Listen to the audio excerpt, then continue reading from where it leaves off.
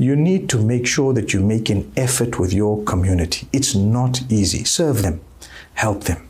And if you're a part of it, let's not always look at what is this community doing for me, but rather what can I do for the community.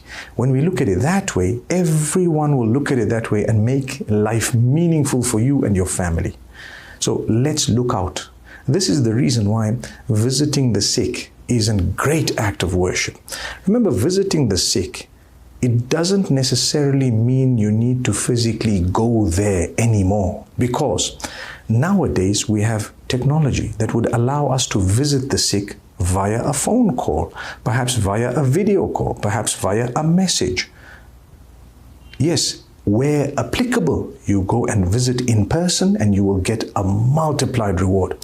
Sometimes it's not applicable. By your visit, you might just be making life so difficult for them if they're in need of rest and if they're in need of a peace.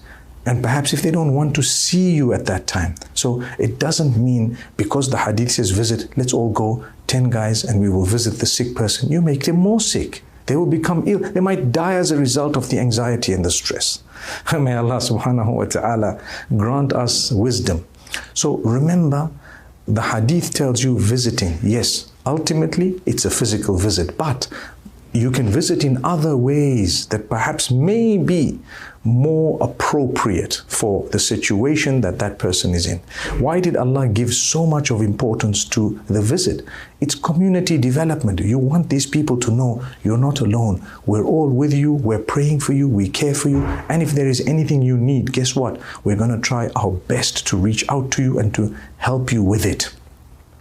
In that way, you take care of the widows, the orphans, the destitute, perhaps the poor, those who don't have, those who've lost their jobs, those who are sick and ill, like we said, the elderly, those who have disabilities. All of these are taken care of by the community. That is Islam.